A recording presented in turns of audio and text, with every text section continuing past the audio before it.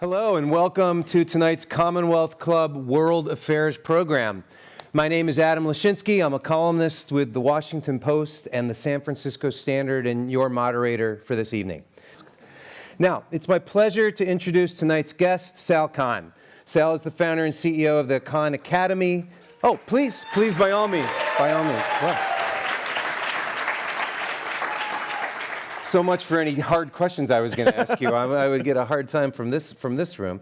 As I was saying, Sal is the founder and CEO of the Khan Academy, a nonprofit providing free, world-class education for anyone, anywhere.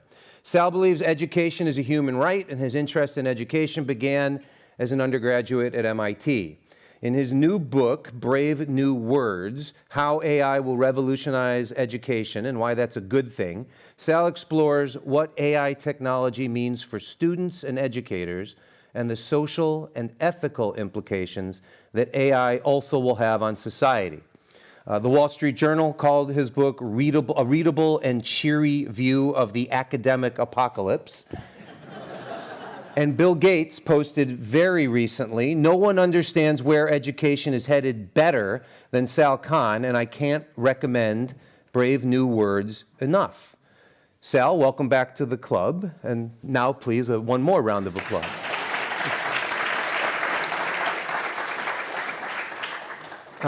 I hope I'm not too clever in asking you my first question, which is, how much of ChatGPT wrote your book?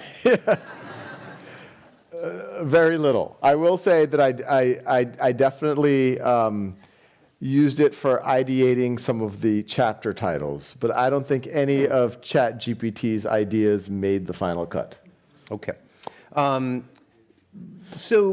Yet, the book is a very articulate and cheery defense of, and I think explanation of, why AI will be a valuable tool specifically for education. So, share the high-level thesis for everybody. Oh, and I'm sorry, I meant to do a little exercise.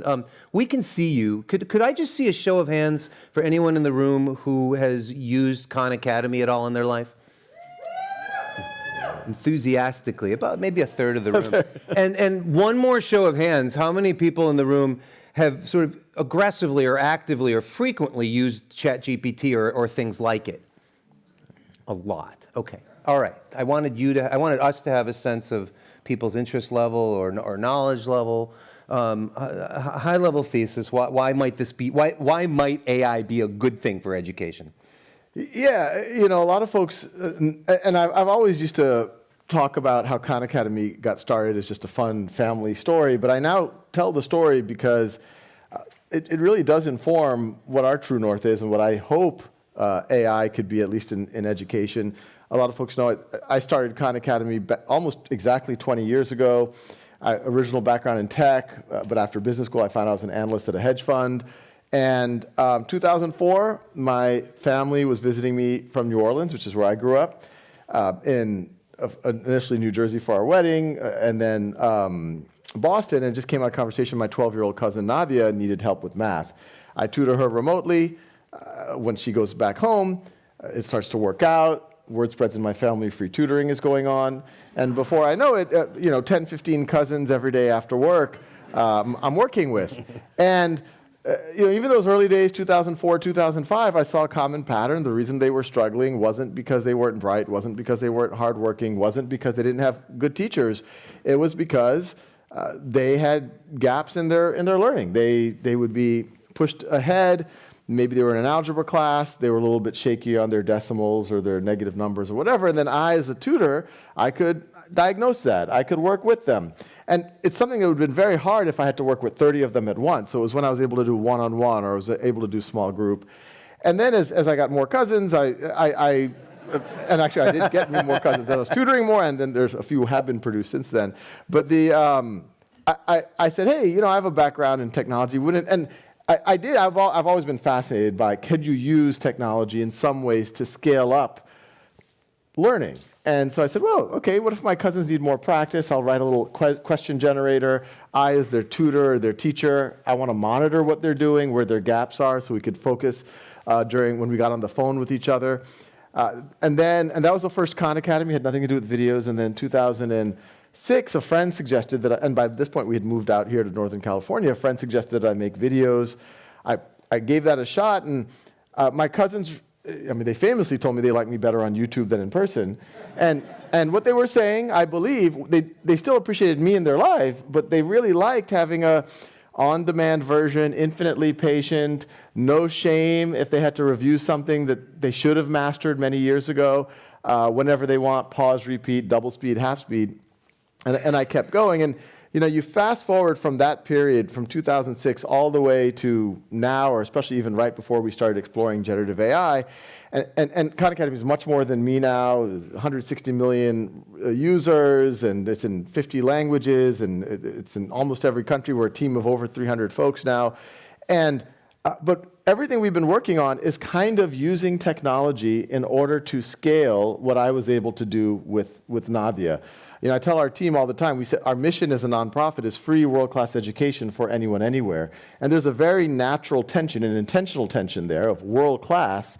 We want to be truly great. To me, world-class means personalized, meet the student where they are. I always say, and I mentioned in the book, Alexander the Great had Aristotle as his personal tutor, as his teacher. That's what world-class looks like. But 200 or 300 years ago, when we had mass public education, which was a very good thing for society and did all sorts of great things, we had to make a compromise. Well, we can't give everyone a personal tutor. We'll batch students together in groups of 25, 30, 35, move them together at a set pace. And so there's always been that tension between free and world-class. But maybe, and this, I didn't predict generative AI would happen as fast as it's happened. Maybe if you intelligently use technology, you can start to resolve that tension a bit, get more personalization. And so in summer of 2022, Sam Altman and Greg Brockman, two of the founders of OpenAI, send me an email, and they say, hey, we're training our next model. We'd love to show it to you. We think this is going to be the model that's the AI that really wakes people up. I was skeptical. I'd seen GPT 1, 2, and 3, and they were cool as technologies, but they didn't seem ready for prime time. But what they showed me initially, and then the rest of our team, ended up being GPT-4, and that one seemed like, the track that Khan Academy was going in terms of how good of a personal support it could provide for teachers and students was going to get better and better over time, but it was probably going to reach some limit. But what we saw, what this newest generation of models could do is that much further. So the thesis is a tutor for every student and a teaching assistant for every teacher. And before we dive into the statistics, you made two important points in the book, because you said you were skeptical at first. As I was reading your book, I found myself being skeptical. I think you anticipate a lot of the skepticism, and then you answer it, and you talk about how you've been thinking through it. But the 2 points you made that I'd like you to articulate or elaborate for the room is that. One, the pacing issue, that pacing isn't right for everybody. And the fact is, okay, we don't know if this AI thing is going to work out, but how crazy are we about what we're doing right now? Talk about that, if you would. Yeah, and once again, if you think about what's going on in almost all schools, even the fanciest private schools, et cetera, students are bashed together. If you have more resources, there's usually a smaller class size, but it still might be 15 or 20 students. And in some larger schools, it's 30, 35 students. And you're going at a set pace. And a teacher, let's say we're covering basic exponents. There's some lecture homework. Now classes are more active learning than when we were in school, but that's essentially what happens. And then after a couple of weeks of that, there's a test. And on that test, let's say you get a 90%, I get a 75%. Even though that test identified gaps, and the test doesn't even measure everything, it just samples some questions, the whole class will then move on to the next concept, and that it's usually going to be now negative exponents or logarithms, somehow expecting the student who got a 75% on the more basic to now master the more advanced. And then that's even before you talk about things like the summer slide and kids forgetting things, et cetera, et cetera. And so the reason why smaller class sizes at the ideal personalized tutoring, the reason why I was able to help my cousin so much was because we had the luxury of being able to address what those gaps are. The stats I've seen, and the pandemic has made things worse. Before the pandemic, the average classroom, the average math classroom, and it's not just math, but math is maybe where it's most pronounced, in a classroom of 30, you had 3 grade levels of students in that. So, and every teacher knows this. Like, Right. okay, those kids are ready to run. These kids have some real gaps that if someone just filled it in, they would also be ready to run. And then there's a bunch of kids in the middle, so I'm going to try to, go to the average. After the pandemic, the spread, I've seen stats that it's typical now for 6th grade levels of kids to be sitting in the same classroom. So how do you keep all of those kids engaged at a level that's appropriate for them? And it's completely the opposite of, if you think about being excellent at something, if you imagine what's happening in, think about someone in sports, think about someone who's a musician, that's not what you're going to do. You're not going to give a lecture about playing piano and just hope to 30 people at a time. You're going to watch that student play piano. It's like, okay, you got to work on this scale a little bit. Your fingering needs to be better, maybe composition, and adjust to it. And so that's what the real ideal is. And your hypothesis is that an AI tutor, if it works well, can close that gap because it can give each student who has access to it the attention, the tutoring, the nurturing, the criticism with a small c that they need. Yeah, and I don't want to make, I think anytime you talk about AI, and I feel this way too sometimes, people are like, hey, is this going to go after people? Is this going to go after people's jobs? And I want to make very clear, and even in the early days of Khan Academy, well before the AI conversation became a big conversation, people would say, oh, you're doing YouTube videos, that's kind of like a lecture, and you're doing these exercises that go at a student's pace. Is this a replacement for teachers? And now people are making that they're saying, hey, is AI a replacement for many jobs now? And I've been very clear, and I say this because I truly believe it, not just because it's the right thing to say. If I had to pick between an amazing teacher and no technology, or amazing technology and no teacher, I would take amazing teacher and no technology anytime. Now, what the hope is with AI, and even pre-AI technology, but especially with the AI, is yes, when a student, one of the criticisms of Khan Academy over the years, look, the videos can be great. They're on demand, they're bite-sized, there's so many of them, students can figure out what they need, but what if a student has a question? Well, now you can give the AI context of what's going on and have a conversation about it. Now, there's a lot of questions about cheating, but this is all, it's more of an engineering question. The AI that I talk about that we work on at Khan Academy, we call it Khanmigo, it is Socratic. If you say, why should I care about learning this algebra or learning this American history, it'll say, well, what do you care about? And it'll actually remember once you say, I want to be a professional athlete, or I want to be a lawyer, I want to be a doctor, or whatever, and then it'll connect it to you, it'll personalize for you. I recently, just did another example, I'm a learner still myself. I still make videos on Khan Academy, and I had a gap in my knowledge. I was like, why do supernova, why do they explode? You would think when a star runs out of fuel, they would collapse.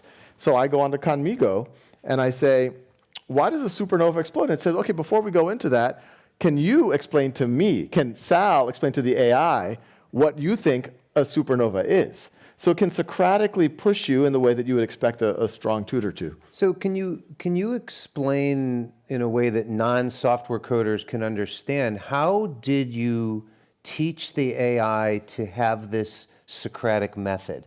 This is a feature, I assume, right? That doesn't necessarily exist in ChatGPT 4.0? Yeah, it's a really interesting thing. And I remember even that first weekend when I believe we were the first people outside of OpenAI to have access. And this was months before ChatGPT existed, and even ChatGPT wasn't built on GPT-4. It was built on GPT 3.5.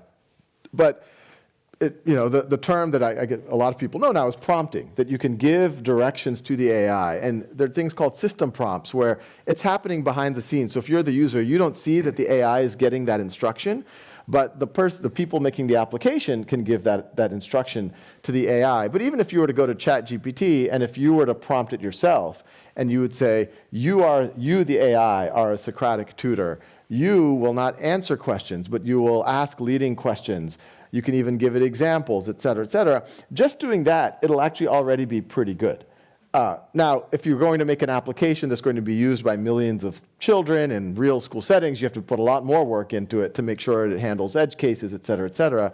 But that's essentially the essence. And it's interesting because we've talked to all of the leading AI folks now, OpenAI, Microsoft, Google. We're close to all of them. And it's interesting because we're like, oh, little Khan Academy, we're just trying to do what we can to make this useful for people. But they're like, you helped us appreciate the power of prompting. Because a lot of the technology companies are just making the AIs, more and more complex, more and more powerful. But there's a lot of the art to prompting. Now, there's more things that you can do on the back end, make multiple calls to the AI, to make the math better.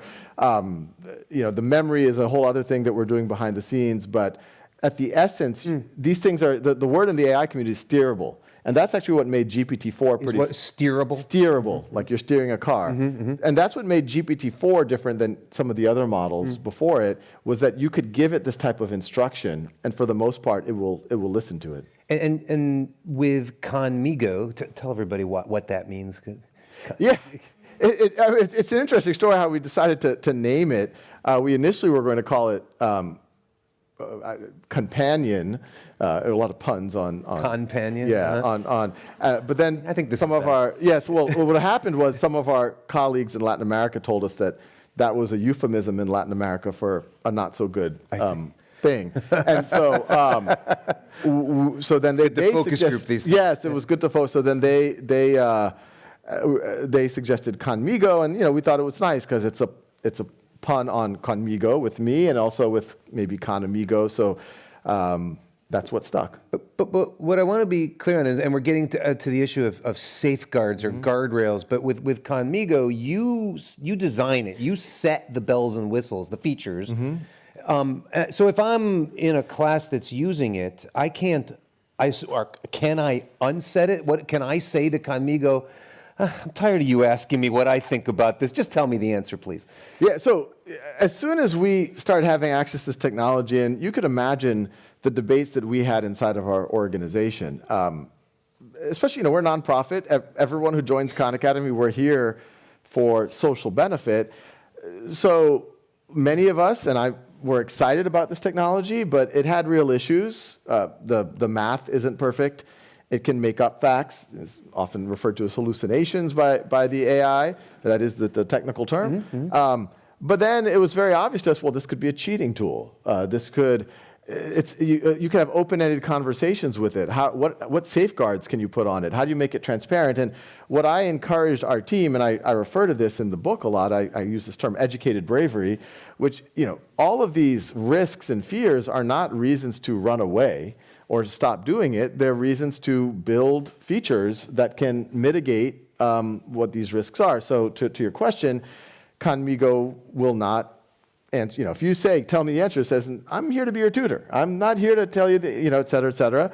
All the conversations for an under 18 user, it's observable by a teacher or a parent.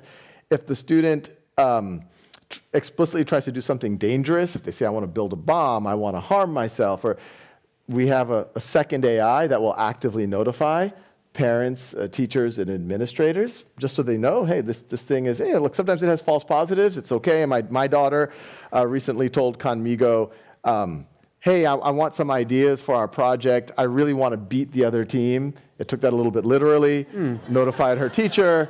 The teacher said, okay, I don't think she wants to physically beat them. But it's a good safety. But we do see coming across, every now and then there are kids that are every now and then saying things that, okay, their teacher, the principal should know about that. And then there's a whole series of guardrails around protecting student privacy that's extra sensitive. None of the interactions that the students have with the AI can be used to train the general public model. We anonymize personally identifiable information as a secondary precaution there. So there's a lot of care in making sure that, and this is before we talk about all the teacher side of the equation, which we think is just as powerful. And what's the status of Conmigo? How much is it being used, and are you going to charge money for it and that sort of thing? Yeah, this is an interesting thing. As I said, our mission is free world-class education for anyone, anywhere. And as I always point out when I'm fundraising for Khan Academy, which I do a lot of, it's not free to build. So we've historically been mostly philanthropically supported so that we can create these resources and send it out to the world. But what's been interesting about generative AI, there's different models. There's models like GPT 3.5, and there's equivalents from Google and other players as well. that are pretty low cost, but I would say for what we are trying to do, they are not good enough. And then there's what you'll oftentimes hear the term frontier models. So frontier models are the best models that are out there. And currently, we think that you need to use these frontier models in order to have a quality experience that you could credibly put in front of teachers and students. Now, the problem, especially even when we launched in March of 2023, these are not cheap. A lot of folks might, like the computation to run these models, a year ago, we estimated that it would cost $10 to $20 a month for a user to run this. Now, that might still be interesting because if a student can really learn, and even if it's $100 or $200 a year, that could still be, but that was obviously a tension with our mission of can we give it away for free to people. So when we launched as part of our pilot, we said, okay, we need to resource it. We found some pilot school districts who helped co-resource it. We found some philanthropists who helped co-resource it, but we did have to charge something to some of these school districts just so we didn't go bankrupt. The good news is since then, the computation costs and the models, the costs have come down, the models have gotten more efficient. We're now looking at what I was saying, $10 to $20 a month. It's now closer to $10 to $20 a year, and it's getting cheaper. I'm hoping this time next year it's going to be in the single-digit dollars. And so now it is getting in the range where we can start to give it away for free. I was actually just in Seattle this morning. We made an announcement with Microsoft. Microsoft has donated a lot of compute. There's several parts of the partnership so that we can give these tools for free to every US teacher. And I'm hoping we're going to figure out ways to give more and more free to every student. But that is a major issue. How do you pay for the computation? And are you seeing for-profit competitors yet? Yeah, every hour it feels like there's 5 new startups that are, saying we are a tutor, we're gonna do this or that. It's interesting. I think, obviously I'm biased, OpenAI's intuition when they reached out to us, they said, look, this model, AI, is gonna start opening people's minds. It's going to be exciting, but it's also going to be scary. And they said we want to lead with social positive use cases. We thought of education. We wanted to lead with organizations that folks trust, that have the technical capability. We thought of Khan Academy. And it is the case that, it's very easy to imagine a lot of bad use cases of AI. And it's funny, everyone who reads the book kind of says, oh, you're being very optimistic. Yeah, not to call you a Mark Andreessen or anything, but you come off as a techno-optimist in the book. And I've been thinking, I don't want to be overly defensive of that because it feels like everyone has walked away from the book with that. But what I try to point out is I too am afraid of a lot of the clear negative use cases. I am afraid of, if we thought things like phishing attacks and fraud were bad 5 years ago, they're about to get 10 times worse. Just in the car, I was telling my wife, who's here, I was like, we need a code word for our family because we might get a phone call from someone who sounds like our mom or our children who's saying, hey, you got to bail me out or you got to send some money, et cetera. So I'm scared about that. I'm scared about deepfakes. I'm scared about misinformation. There was a case recently in a school district where a disgruntled employee made a deepfake of, I think, either the superintendent or the principal making racist comments. And the person almost got fired for that. There's bullying happening where people are creating deepfakes of classmates doing horrible things. So these are very, very scary things. But what I try to point out this out in the book, it's very easy and most dinner parties where people are talking about AI, they get into this. Like, oh, this is scary stuff, this is gonna be. And I say, look, this isn't a flip of a coin. All technology in human history is an amplification of human intent. A knife can be used to kill, a knife can be used to build things, a knife can be used to prepare food. It's an amplification of human intent. AI is no different, although it does start to question who are we, and it goes after things that we thought were uniquely human. But what I say, we know the bad actors are going to do the bad stuff. So they're going to amplify their intent.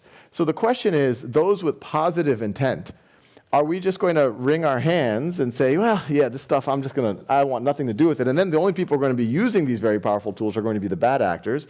Or do we say, no, let's put some real positive intent behind it. And I think there are really exciting areas if we have the right guardrails. in education, in healthcare. It's going to be driving productivity in probably every industry. Now we just have to think about what's going to happen around dislocation. How do we make sure people are prepared for what's about to happen? But I'm a big believer of good people should not run away from it because it has some bad uses. Yeah, I mean, on the positive side, you're saying if you have to choose between being a techno-optimist or a Luddite, you're going to choose the former. But you also run the risk of you're making something of a guns don't kill people, people kill people argument. Well, I think the argument, I think AI will do some very dangerous things. I don't want to pretend, and I do think that we need to be very smart about how we address it. I think it's going to be a national security issue. Now, the national security, this is going a little bit out of the scope of the book, but the way I think about addressing it is, obviously people who think about defense are like, okay, how do we put guardrails around it? How do we make sure that bad actors can't use this technology to undermine our safety and all of that? But the way that we're going to, the best chance we have of AI being a net positive for humanity, because Pandora's box is open. It's not going to be put back in. I still believe is for good actors with good intent to put as much energy behind it. It's not a flip of a coin. It's going to be as good as we make it. And how involved are you in the conversation about U.S. government regulation, and do you have a high level bit on that? I'm a little involved with it. President Biden was out here in San Francisco several months ago, and then he had a little roundtable and it's funny. Arthi Prabhakar, who's works on science and technology in the Biden administration, she says, like, well, I'm inviting you, Sal, because you're the only optimist. You're the only one who has a positive use case. So we literally, I remember we were in that room, and people are talking about really scary things, which I agree are real risks. Like, imagine someone creating deep fakes of a run on a bank that can create a global financial contagion. Like these are real risks we have to protect against. And after 7 people talked about these like apocalyptic things, I was like, no, but it can also really help kids learn, and it can also help teachers create lesson plans. And now we have to put guardrails. We have to make sure it can't be used for cheating, and we have to make it transparent to the user. And I think there are ways, and we're building. And this is the other thing. I don't want to be someone who just philosophizes and just, I'm a techno-optimist. I'm just going to say nice things. I want to build these things. I want to show people that these are real things. That to your earlier question. There's tens of thousands of real teachers and students that are using this I encourage people to do a web search on Conmigo, teacher stories. These are real teachers getting a lot of benefit. It's saving them time. It's allowing them to personalize their classes more. They're students who are feeling better supported, more confident than they ever had, not just in math, in the humanities. They're getting more support in writing, not less. And actually, I'm sorry to interrupt you. Will you tell the story about how I can't remember if it was a student or if it was you who used Conmigo to have a dialogue with Jay Gatsby and why that was effective? Yeah, well, the book actually starts with, this was Christmas holidays of 2022. I was just running experiments, and our daughter, Dia, I was like, hey, I prompted the AI so it'll write a story with you, not for you. So she was writing a story. The story was about a social media influencer who got stuck on a desert island without an internet connection. Which my daughter was writing with the AI. She would write a couple of sentences, and then the AI would say, oh, what if this happened? And my daughter would be like, oh, no, how about if this happened? Well, anyway, the protagonist, Samantha, got stuck on this island, and she's having something of an anxiety attack, the character in the story, because it's so beautiful on the desert island, she can't share it on Instagram. And my daughter, she's like, oh, I want to talk to Samantha. And I was like, oh, that's an I talk to a character in a story that you are writing with. Try it out. So talk to Samantha. And then they said, oh, hey, Dia, this is Samantha. How can I share how beautiful this island is? And my daughter started saying, hey, it's not, you should just experience it. You don't have to share everything just for it to my daughter started becoming the therapist for a character in a story that my daughter was writing with an AI. And I was like, this is like the future. This is beyond anything science fiction imagined. And so I went to work the next, and we were working on Conmigo, and I told our team, like, we should have activities not only where you can write stories, but what if students could talk to AI simulations of literary characters, of historical figures? And there's a lot of questions about how to do that right, et cetera, but I think we're threading the needle. So one of the activities on Conmigo is you could talk to literary characters.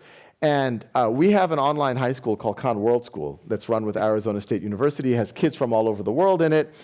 And they were amongst the first to use Conmigo, and a young woman named Sanvi from India, she, in this school, in Con World School, when they read books, they have to do video reviews of the books. And she'd done some research about why Jay Gatsby, looks at the green light and all of that, and that's obviously been studied to death. But she wanted a little bit more texture, so she goes on Conmigo and she talks to the AI simulation of Jay Gatsby. And she has a whole question about and she talks about Daisy Buchanan and love and things that are unattainable. I mean, long conversation. And then after several hours but like a real conversation, she apologizes to Jay Gatsby for taking up all of his time. And he's like, "Oh, no worries, old sport. This is what I'm here." But it was actually a substantive conversation. But that's the kind of thing. It really made it come alive for her in ways that are almost impossible otherwise. So you all are sending in great questions. I'm gonna start asking them very shortly.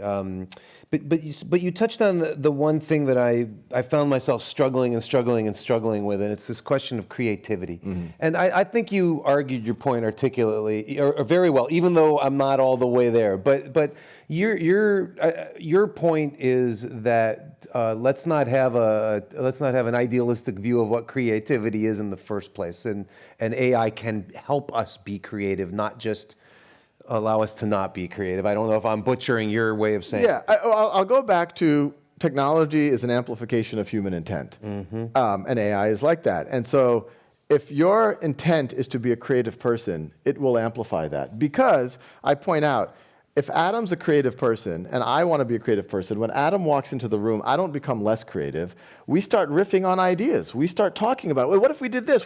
If we all imagine the most creative times in our life, it's when we were around other creative people. If we think about the most creative times in human history, it's when creatives got together, they hung out at coffee shops in Paris, they hung out in the art studios of Florence, wherever. They work on startups in Silicon Valley. Great television shows get written in a writer's room. Exactly. So creative people, when a creative person enters the room, it's not a zero-sum game. I become more creative. And I personally have seen this with the AI. You can use it as a really good partner to riff on ideas. Now, if a student is lazy and says, I just want to I don't want to think, you could go to ChatGPT and it'll say, here's some ideas, and it's like, oh, copy and paste, et cetera. Now, Conmigo won't do that. It's going to push you on your thinking, and it's also going to make it transparent to the teacher if you're trying to just kind of call it in and go down the path of least resistance. And this is why teachers, one of the many reasons why teachers and adults and parents are so important, because it's like, hey, you're kind of just trying to coast here.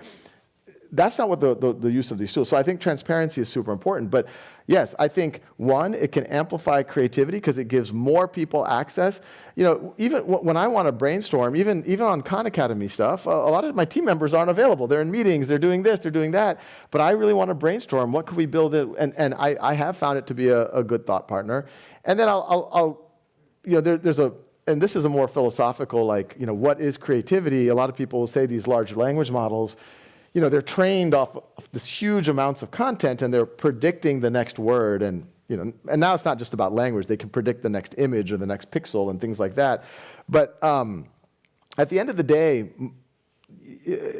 creativity is what we think our ideas we have didn't come out of the vacuum. They came out of things that we have all been exposed to. And then the most creative people, whether you think of an Albert Einstein or a great artist, they were able to connect dots with things that they had already been exposed to in ways that people didn't before. And I suspect that the AIs will be able to do this. There's already some research where there's a debate happening whether AI is just going to kind of asymptote to what's already been done, or will it in some ways be able to surpass? But there's already people using AIs to start proving, going through the frontiers in mathematics and physics, which implies that there's real creativity happening. Here's the one where the elemental one, I think, that where I'm not there is you wrote and Bill Gates wrote approvingly about the AI approach to the blank paper or the blank page problem. I just don't know how to get started. So it's not that I'm going to cheat, but I'm going to ask the AI to get started for me, and then I'm going to jump in. And I think if we abandon the ability to stare terrified at the blank page and overcome that terror, which you're saying the AI can help you overcome that terror, but I think we're missing something. Well, I think it depends what you're hoping to have happen. I 100% agree. If for my own children, for anyone else's children, I want them to face that blank page, and I want them to be able to put on paper. And so what we've told teachers, and we're also building for this, is you do need to do more in-class writing now, or in-class anything, in-class design, image generation, so that you can see kids do things from scratch and write grammatically, et cetera. Now, at the other extreme, if what you're trying to, and this is maybe more for high school or college students, if the goal isn't the grammar, it isn't the sentence construction, if it's the research you did, you went and interviewed people, yeah, then maybe you can take your interview notes, and then it could help you be more productive, which is important too, because in the workplace, those who can produce a great thing faster or more of it are going to have an advantage. And then there's a middle ground, and this is what we're building at Conmigo, which is, yes, you do want students to be able to work independently on something, but it's truly their own work. So we are building it so that the student can work with the AI. The AI acts as a writing coach. And when the student ready to submit, what the teacher gets isn't just the final output. It gets the whole narrative with the AI. So the AI says, hey, I worked on this essay for 4.5 hours with Adam. He had trouble with the thesis statement. By the way, here's a whole transcript. If you went to ChatGPT, or if you went to your older sister, or if you went to one of these many things that existed before AI where they're happy to write your essays for you online, and if you copy and paste that in, our AI will tell the teacher, I don't know where this essay came from, or this is not consistent with the work that Adam's been doing in class. So here you have a situation where AI will actually undermine not just AI cheating, but all the types of cheating that existed well before AI. I write about, there's a whole chapter on cheating in the book, and I point out cheating was rampant well before AI. If anything, AI just put a spotlight on, or in some ways made it a little bit more egalitarian in terms of the cheating. Okay, I'm gonna go to your questions, and please keep sending them up if you like. Is there a danger that most of the benefits of AI in education become sequestered in elitist institutions and households? How might this influence inequality? So that is, I think, a very legitimate danger. And it's interesting because you'll hear questions, one of fears of AI in education, and then you have a question like this, which I agree with, is like, well, what if only the elite are able to leverage it? They're able to leverage it so that their kids can learn faster. And I can tell you, in my own household, at our lab school, Con Lab School, which down in the South Bay where my kids go, or Con World School, the kids are learning a lot more. Not just because of the AI, they're getting supports in other things as well, but they're off to the races. They're able to go on kind of we all see in the cartoon like the magic school bus and all of that. They're having experiences akin to that, and so the reason, and I tell this to the team at Khan Academy all the time, the reason why it's important for us as a not-for-profit with a social mission to be in this game is so that we can make sure that that does not happen, so that all students, that we are going to work very hard to make this as equitable as possible. Because if we come out of the mix, you're either going to have people who just focus on the elite and are going to try to just charge people who can afford it, and then you're going to have people make maybe cheaper approximations that for those who can't afford it, and then that goes. But we try to do both. We want to be world class. We want to be the best, even for folks. One of the reasons why Khan Academy really got on folks' radar back in 2009, 2010 is Bill Gates famously said, I am using it with my children. And it was a huge signal to the world that he can afford anything, yeah. But he still chose to use this free tool. This tool that is also free for kids in villages in India or kids in the inner city in San Francisco. And so we want that same reality to happen with these even more powerful tools. Great. The next question. I am a high school teacher, and by the way, this high school teacher prints perfectly. You win the award for penmanship. And I teach students how to get prepared for AP tests. In the tests, students have to write essays and analyze data, but if the students constantly use AI to do their homework or practice their essay, how can they be ready to be successful in the test? How can AI be useful here? Yeah, well, this is exactly what I'm excited about. Historically, a student doing open-ended things and getting feedback on it was a very labor-intensive or expensive process. Any teachers in the room, whether it's a lab report or an essay, to grade those papers, to give feedback, and there's amazing teachers doing it, doing an amazing job. But imagine, I just met a 7th grade teacher who has 6 class periods, 30 kids in each class period. She assigns an essay on, say, The Great Gatsby, 180 papers to grade over the week. If you told me that all I had to do over the next week and had no other work was grade 180 papers on The Great Gatsby by 7th graders, I would tell you, no thank you. I will not be able to do that. That is very hard. So one is, what's amazing is large language models and related technologies are able to process student open-ended responses. Now, I don't think, and I'm very clear about this in the book, I don't think it should be the final grader, but I think it can help teachers rate the students along a rubric, give evidence why the student's doing this on that rubric, et cetera, et cetera. So I think we can actually get more free response support for students in the classroom and give, once again, more transparency to these teachers so that they know it's not being done by their fraternity brother or by, they're not cutting corners somehow. But functionally, how does this work? It has to be submitted as digital text, right? Text written in a computer. So right now on Conmigo, that is the case. But the models, and we shouldn't call them large language. I mean, they are large language models, but now they're multimodal models, so they can take imagery, and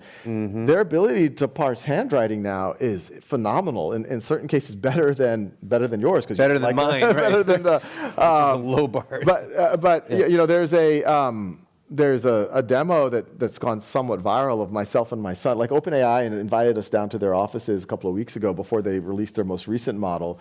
And this is one where it is capturing real-time video. And in that demo, my son is doing a trigonometry problem and with writing on and I give my son a lot of credit because he knows trigonometry, but he had to pretend like he doesn't know what a hypotenuse is, and so all of his friends have been ragging on him, so I felt the need to defend him right now. But sweet. But when you see that, there was no typing involved. It was talking naturally, and it was writing. Yeah, neat. So I actually think there's one of the things that we are working on. We have a project on like the future of assessment, and think about what's happened in assessment, especially standardized assessment, over the last 30 or 40 years. You want to standardize it, you want to make it scalable so that you can give it to millions of kids, you've essentially eliminated open-ended things. You've eliminated writing, you've eliminated free response, you've eliminated those blue books that we all remember growing up. And so it's not a surprise that when you even go to some of the top universities in the country, professors will tell you kids don't know how to write anymore because that's not measured anymore. Yep. We're now in a world where I see, and once again, this isn't conjecture, we're literally building this. In the next year or two, you're going to see standardized assessments where the student work, whether it's math and they're showing their work, or it could even be them drawing a diagram, designing something in science, it could be them writing out something in the humanities, or labeling a map or drawing a map, it can actually be processed at scale. So now you can, and actually you can then give those insights to the teacher, because historically, if you're a parent or teacher, you said, oh, the child's in the 52nd percentile. What do you do with that information? But now you could say, they're in the 52nd percentile, and here's an example where they really struggled with the distributive property. And here's their work. And so I think that will enrich the experience, not kind of turn it into something superficial. It's really interesting too, because it's a far more sophisticated version of I think the thing we heard about AI ad nauseum for 10 or 15 years of helping radiologists read, x-rays or other kinds of scans, right? And that's great and all, but it was the only thing that anyone would talk about. Someone wants to know, did you have a favorite teacher or professor? And if so, why did you like them so much? Oh, yeah, I mean, many, and I'll go through it fast. I'm probably going to miss some folks, but I remember a second grade, Miss Roussel, and this was kind of I guess for lack of a word, a gifted enrichment program. And I remember when I went in, she's like, "Well, what do you care about? Like, what are you into?" And I remember I was 7 years old, and I remember this. I don't remember much from 1980, 83, and I said, "Oh, I like puzzles. I like drawing. And she's like, "Okay, we'll do puzzles. We'll draw. We'll do." And I was afraid to tell other people about this enrichment program. I thought it was some racket that was going on in the school, but that. And there were just some kids drawing, and there's some other kids playing Where in the World is Carmen Sandiego, and some other kids were, doing these mind bender puzzles. But that experience and I had that teacher for several years, Miss Roussel. That was a powerful experience for me. I mean, when I think about creativity and when I think about discovering passions and having that space, and why did I love? Because it didn't feel like I was getting. It felt a lot closer to Aristotle and Alexander the Great than kind of being in a factory model and being and many times if you're kind of in the middle someplace, or you're not going to get a lot of attention. There were other classes where I don't think the teacher really knew who I was. You fast forward to 5th grade. I remember Miss Ellis. She would run her 5th grade social studies class like a humanities seminar at college. I remember she would peel an orange and she would just keep asking questions. She would never answer questions. So why do you think this? Why do you think this? 5th grade. In 5th grade. Wonderful. And that still informs me. Even when I'm thinking about Conmigo, I'm like, Conmigo needs to be a little bit like Miss Ellis. Needs to just keep asking questions. All right, well, let's let those two have all the glory for now. I have more. I have more. I know, Mr. Hernandez, Miss Kennedy, Dr. Santania, there's more. You clearly were a fortunate student. I was. Yeah. I was. You are in charge of redesigning the U.S.'s educational system from scratch. What would it look like? Great question. So I will start with things that are, I would say, not technology related. The first thing I would do is move to what I would call a competency-based system. So just as a background, our system today is a seat time-based system. Like even if you look, when most states do this, in California, you have the A to G requirements. If you want to go to the University of California system, they say you need to take at least 3 years of math. You need to take 2 or 3 years of foreign language, 4 years of English. They're not saying that you need to master this level of math. Yeah. You need to, and the reality is, in the seat time-based system that we have, most students in America take, and I'll focus on math, but the same thing is happening in the humanities, they take classes called Algebra 1, Algebra 2, Geometry. Almost all students take those classes, and then many take trigonometry, calculus. 60 to 70% of kids who go to college, so it's about half kids, it's about half of all students who even end up going to college, but of that, let's call it the top half, it's not necessarily the top half, but of that half of students, 60 to 70% when they go to college, colleges give them a placement exam, and that placement exam for 60 to 70% of them says, you are not ready to learn algebra yet. So the system has students with these gaps, the same gaps that I saw with my cousins and we see throughout the system. They didn't know exponents well, they didn't know decimals well, they're struggling with that algebra equation, but hey, I just got to keep moving you along, moving you along. And what happens is you just keep watering it down, it's seat time based, and the reality is you sat in a math class for so many years, but how many kids actually learned algebra? And I would make an argument it's much more important to master basic algebra than to have seen trigonometry and remember that it involves some words, but not really knowing what it is or how to apply it. So number one, I would move to a competency-based system, and then I would say, nationally, internationally, anyone who reaches this level of competency, we will give you the equivalent of a high school diploma, college diploma, et cetera. Then I would work with industry and graduate schools to say, this is what you care about. And then I would get the education system. Universities and schools would then be about preparing people for these, and it would be very transparent. No matter how fancy or old a university is, if your students aren't reaching that level of competency, who cares what you're doing? While if someone else can figure out an innovative way to get students to that level of competency, then that could be, so that's the first thing I would do. And then the other thing I would do is I would kind of create, and obviously this is what we're working on Khan Academy, what we say is we want to raise the ceiling. If you're in a class of 25, 30, you have an amazing teacher, we want to make it more personalized, but we also want to raise the floor. So If you are in rural Alaska, you don't have access to a great calculus class. You don't have access to a great English lit class. We think the technology now exists that we can give everyone at least access to that. So I would do the combination, competency-based system, make those credentials matter, and then I would give a safety net system and then the traditional schools could also use that technology to just make sure that they're able to deliver it. You know, your competency-based idea strikes me as somewhat similar to healthcare professionals who say, you know, we shouldn't be treating symptoms, we should be treating people's overall health. And we know that's not going to happen. On a scale of 0 to 10, how likely is it, do you think, that your competency-based dream will be realized in your lifetime, let's say? You know, what's interesting is it kind of is happening behind the scenes. It's just that the traditional degrees aren't fully recognizing it. If you want to be, I'll pick let's take software engineering now. There's such a shortage of software engineers. Some of these big tech companies, if you go to so I'll say two cases. There are young people graduating from some of the top universities in the country with computer science, software engineering, electrical engineering degrees, but they don't have the skills to actually be productive in the workplace.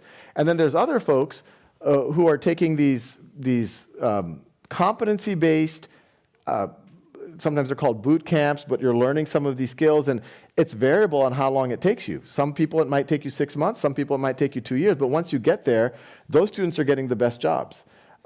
Western Governors University, a lot of folks don't know about it. It's, depending on how you account for it, either the largest or second largest university in the country. It's competency-based. They are, so I ask people, where do you think Apple hires the most engineers from? Amazon hires the most engineers from? And most people say, oh, MIT, Stanford, they come up.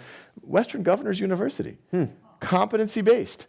And the average time to get a 4-year degree in computer science is 2.7 years.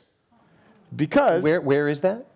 It's online. I see. It's online. Yeah, okay. It was started by 10 Western governors about 30 years ago. Oh, interesting. Because they wanted, and so it's primarily been for career changers, for people in their 30s and 40s who want to, but think about if you take that type of a model and then you could do it for different use cases. You pair it with I'm a big fan of in-person. I'm a big, my wife's here, I met her at college. Like, I love the quad, I love throwing the Frisbees, I love the late night conversations about philosophy.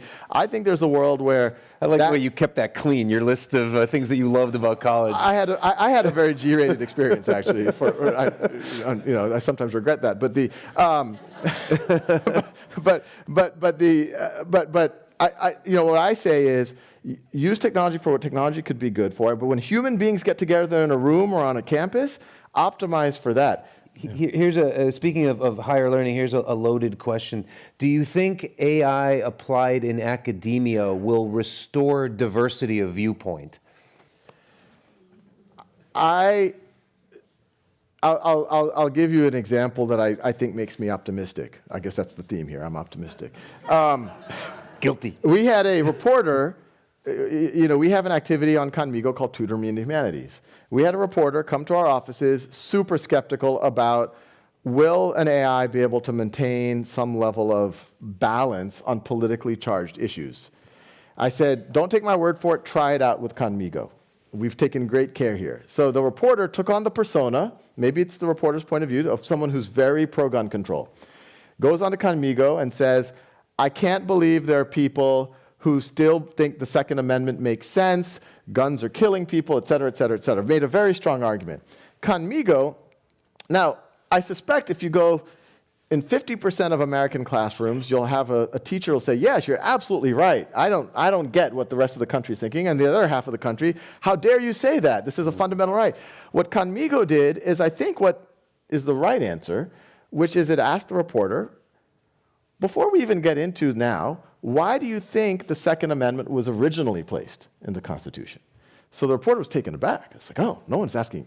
The AI is asking my opinion? Okay, so the reporter's like, oh, well, it was right after the Revolutionary War. We didn't have, the British weren't allowing us to have arms.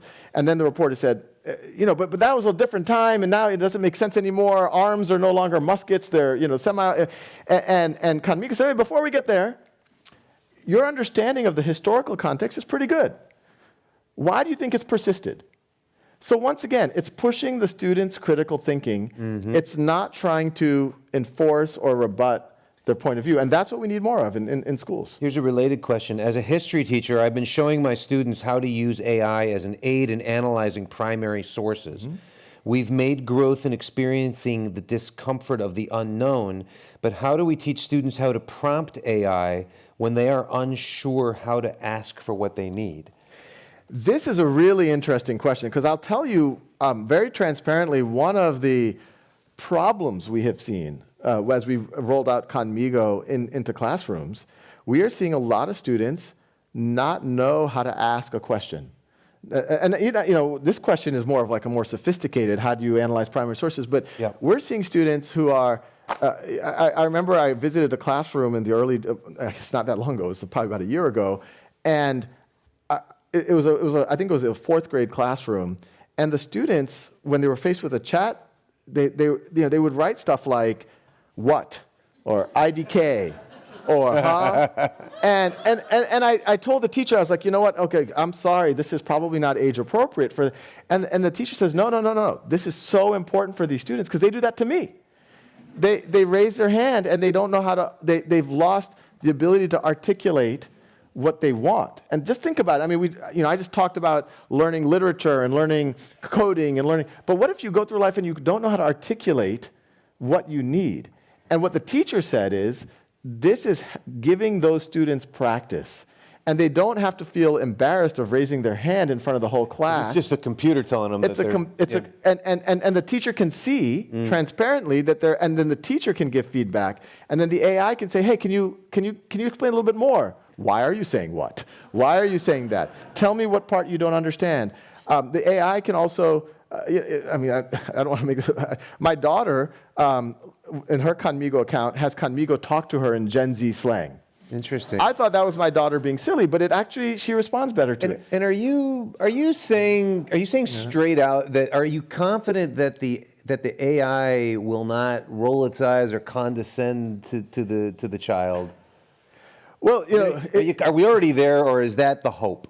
Well, a lot of the stuff that we're not talking about is we do, and I think most people who are dealing with AI, especially these things that can be very open-ended, in the software world, you call it red hat testing, where you act as, you try to make the AI do the worst imaginable things. You try to make the AI put it in the hardest possible scenarios and make sure that it responds okay. And I won't say that it is perfect. I mean, we have definitely discovered some indications of potential bias, et cetera, but in terms of condescending, or we have not seen that, because we're prompting it. You are empathetic. Right. You are you are a listener. You are care. Like, I mean, these are the things that, and it does take on that type of persona. If OpenAI approached you to be the voice of GPT-4o, would you? Why or why not? Or have they? Now that Scarlett Johansson said no. All of us wanted that a little bit, but I'd probably be, I'd want to think about it a little bit, but I think there is something, part of my, a little part of my vanity. What are you worried about? No, I will tell you, I won't pretend that I'm completely above vanity. Part of the joy of creating Khan Academy videos over the years, and I've made 7,000 videos, is, the first videos were before I had children. And my wife knows, I used to say, imagine one day our kids could be learning physics from me. Our grandkids could. This was even before, all of your kids might have been using it. And so there was something I thought very exciting about that. We all, most of us, I think about a legacy, and I was like, well, that could be a really fun legacy. Maybe if one day, long after I'm gone, if folks could still be learning, most of this content is pretty evergreen. If people could still be learning, Newton's laws from me in the year 2300, how cool would that be? So it sounds like you want the gig. It would be interesting. Yeah. It would be interesting. Okay. I want to say it's really, maybe this doesn't surprise you at all, but there are a lot of teachers in the room tonight. Yeah. Oh, a lot. Yeah. They came to see you. This person asks, Google democratized information, Gen AI democratizes knowledge. So is the role of education to teach values and ethics, and will apprenticeships become more important? This is what I believe. What do you think, the person writes? Yeah. I've been something of a traditionalist. Even when the internet came out and Google came out, a lot of people would, even with the calculator, people said, oh, kids don't need to know arithmetic anymore. I strongly disagree. You need to be able to walk into a supermarket. It says 30% off. You need to be able to make sense of that. You need to be able to, calculate bills. You need to, and that fluency isn't even, maybe if there's a calculator around, you could do it a little bit faster, but that fluency helps you form connections, even subconsciously when you're not around. Same thing, people said, oh, Google exists. You don't need to know content knowledge anymore. I'm a traditionalist. I've started some schools, and in progressive education, I just did air quotes for those listening. It's become very in vogue to say, oh, it's more about the hands-on or the constructivist learning. It's less about the content knowledge. I'm a big believer that it is both. That you need to have that content knowledge in order to make connections. And so similarly, in an AI world, the people who are going to be amplifying their intent the most are not the people who don't have the content knowledge or don't have the skills that the AI can do, or they're going to be the people who can hang with the AI, who know enough to know how to steer the AI, who know how to put the pieces of the AI in place. So I tell everyone it's even more imperative that students have their written and oral communication, that they have strong critical thinking, they have strong math fluency, they have strong content knowledge and broad content knowledge. Of course, the philosophical, the ethical portion of it, and then also, how do you leverage these tools to amplify what you want to do in the world?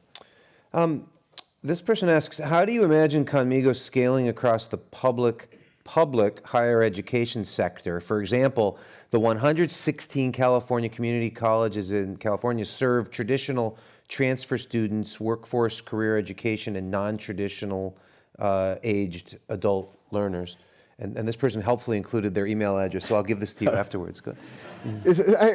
What's fascinating is, I said the story of when we started talking to OpenAI back in the summer of 2022, and we signed all these non-disclosure agreements, and we started working on Conmigo, trying to put all these guardrails in place, make it safe, make it pedagogically positive. And then in November, ChatGPT came out. And I slacked the OpenAI leadership team. I'm like, what's going on? You have us all lawyered up, and you just launched something. And they said, we just put a chat interface on an older model, and the whole world kind of exploded. And I was really scared because it was very clear it could be a cheating tool. It was not built for education. There were no guardrails put on it. And rightfully, a lot of school districts and colleges started just banning ChatGPT. And so I was worried. I was like, oh, we're really working on this. It could be a very positive technology that people are going to throw out the baby with the bathwater. The good news is by the time that we launched in March of 2023, I actually think almost all educators, I've met very few who are now like, oh, I want nothing to do with AI. I think every educator we talk to, every school leader, every university president, every professor is saying, no, this is going to be part of kids' futures. They need to know how to use this. But we have a real problem. How do we expose them to the technology? How do we make sure it has a positive benefit on their learning without it undermining their learning? So, but in some ways, that is going to drive, I think, faster adoption than otherwise, because even Khan Academy in the past, it was always an additive thing. It wasn't an emergency that you had to use Khan Academy. But now, especially in higher ed and in high schools, they're like, well, kids are cheating on their essays. What do we do? Can you give us a tool that has more guardrails that can undermine the other forms of cheating? So we're seeing, we started with a few tens of thousands a year ago. We're now at about 100,000 real teachers and students in classrooms. This coming back to school, we're going to be approaching about 1 million. These are in US public schools. We're going to have several 100,000 in Brazil. We're looking at ways to have several hundreds of thousands to millions in India soon. And this is working with the school systems, with the ministries of education. I got recently a country is thinking, that former question about what would you do if you had to architect the education system? AI, in a strange way, is making countries even start to think about some of these questions in a more holistic way. We're at the point in the program where we only have time for one more question. It's going to be mine. How are you thinking? It's my prerogative, right? How are you thinking about intellectual property rights? And maybe, quickly, how does Khan Academy already deal with intellectual property rights? And the New York Times is suing OpenAI because it believes that OpenAI is stealing its intellectual property along with a lot of other people's intellectual property. Yeah, so this is a very interesting philosophical. Now, on the Khan Academy side, we have always said, hey, our content is there if it can make the world better. And we've historically said, hey, it's non-commercial if someone wants to use it. And there are some people who have used it as pseudo-commercial, but we're like, hey, if you're using it as a positive end. But you do pay to create it. I meant on the creation side. Oh yeah, well, we create all of our own content, or we work with partners to create that content. Now, a really interesting question. I know there's this lawsuit about an artist. You could ask OpenAI, or you could ask ChatGPT, can you create an image in the style of? Can you write an article in the style of Adam Lashinsky?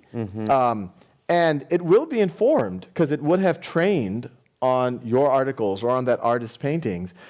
But it's an interesting philosophical debate because it's not like these AIs somehow have stored your articles in them or somehow have scraped the picture of this artist.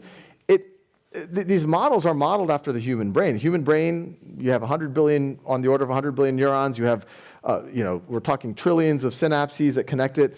They have different strengths depending on what that brain, depending on what we are exposed to. This is what's happening in these models. So as it gets exposed to your op-ed or it gets exposed to this artist painting, the model, I mean, these are numbers really, but they represent synaptic connections between neurons, are changing. So it's not like you can dig into that AI and you can see that. And so the courts are going to decide whether, but I will say something very clear, because people are kind of throwing stones on both directions. On one they're saying, hey, I don't want my stuff to be used to train the model, but they're also saying, hey, is this model being trained on a representative sample of humanity? Right. And I'll give another example of, imagine if it was 1990, before most of us saw the internet, et cetera, and you said, hey, there's going to be this thing that is going to, you're going to be able to create content and publish it to anyone, but there's going to be these multi-billion-dollar, actually trillion-dollar companies that are going to scrape that content, and they're going to make billions, hundreds of billions of dollars by surfacing your content to users when they want to find it, and they're also going to feed some ads. You'd be like, oh, that's horrible. But what actually happens? I still think it's horrible. Well, no, now you're paying people so that Google finds your content. You're trying to search engine optimize so that Google finds your stuff. Yes, I understand. I don't know how it's all going to play out, but I do think people should really think about what they want. Do they as more and more people go to, and once again, it is, the genie is out of the bottle. As more people are going to go using ChatGPT or using Copilot on Microsoft or using Gemini and Google to make sense of the world, do you want your content somehow represented or do you not want it represented is an interesting question. Well, on that note, I think everyone would agree with me that no AI could be as engaging or as articulate as Sal Khan.